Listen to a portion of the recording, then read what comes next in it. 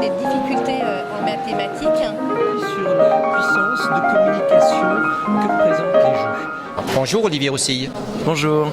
Vous êtes coproducteur de la web-série Simplex, produite donc par France TV Éducation. Quelle a été votre motivation Alors en fait, au départ, c'est d'abord le rôle de producteur et d'avoir l'initiative du projet. Donc en fait, nous sommes venus frapper à la porte de différentes personnes, dont notamment France Télévisions, avec une intuition de départ, qui est de se dire, faire des mathématiques aujourd'hui, pourquoi ne pas utiliser le média audiovisuel pour pouvoir donner envie et de découvrir et d'apprendre ou en tout cas de donner envie. Et le constat de départ, c'est que moi j'étais un cancre en mathématiques au départ. À partir du primaire, en fait, au moment où ça se complexifie et que ça devient de plus en plus abstrait, en fait, moi j'ai décroché.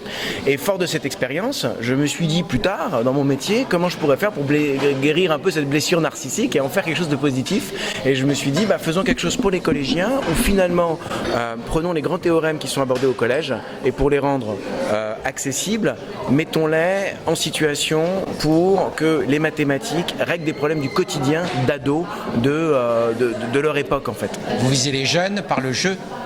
Alors, il y a deux choses. Il y a une écriture d'une web-série qui est quelque chose que les ados consomment facilement. Donc ça, c'est la série Simplex. Et à côté de ça, il y a un jeu type runner, en fait, où vous faites avancer un petit bonhomme et qui est un jeu de calcul mental, finalement, qui sont des opérations pas si compliquées, mais qui, parce qu'elles arrivent de plus en plus vite, demandent une agilité mathématique qui est finalement jouée avec des chiffres. Ça n'a pas plus d'ambition, mais c'est déjà pas mal. Alors, vous avez quand même regardé cette web-série. Donc, est-ce que vous avez progressé sur le théorème de Pythagore, sur les angles, est-ce que vous avez progressé? Alors oui, j'ai révisé mes fondamentaux. J'ai surtout découvert des gens qui étaient passionnés par les mathématiques et qui voyaient le monde, qui voyaient les mathématiques comme un langage pour comprendre et décrire le monde.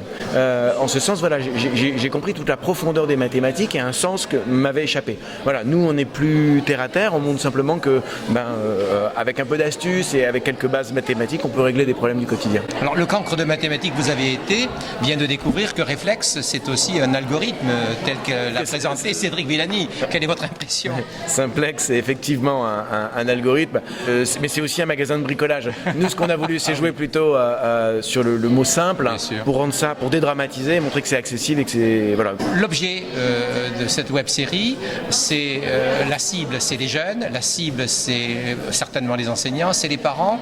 Comment vous la voyez, vous, cette web-série, dans le cadre de l'apprentissage des adolescents? C'est eux-mêmes qui vont venir, c'est les parents qui vont les accompagner, c'est les enseignants qui vont proposer? Comment vous le voyez? Alors déjà, nous on n'est pas l'école, on propose un contenu ludo-éducatif, donc vous pouvez y rentrer aujourd'hui grâce au web. En fait, ce contenu il est disponible sur beaucoup de plateformes, comme France Télévisions Éducation, comme Universcience, bientôt sur une plateforme canadienne, en France dans d'autres plateformes.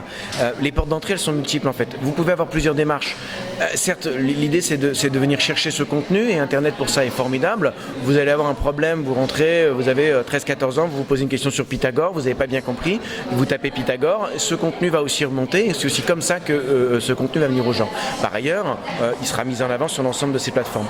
On va s'adresser aux parents. Beaucoup de parents, lorsque je parlais de la série que j'étais en train de produire, me disaient « Ah, vivement que tu aies fini cette série, mes ados, je m'arrache les cheveux, je serais tellement content d'avoir quelque chose qui me permette de... » Voilà, donc après, je crois à la durée, que ça vive dans la durée. Ce contenu va exister pendant un certain temps, il y a peu de chances qu'il se démode trop rapidement, en tout cas je l'espère. Pythagore a encore de bons jours devant lui. Et voilà, et avec grâce à ces portes multi-entrées, j'espère qu'en tout cas, on rentrera parfois dans l'école ou à la maison, il y aura des usages divers, mais je crois que ça pourra s'inscrire dans une vraie démarche de co-apprentissage. Évidemment, ça ne remplace pas l'école. Merci Olivier Roussille. De rien.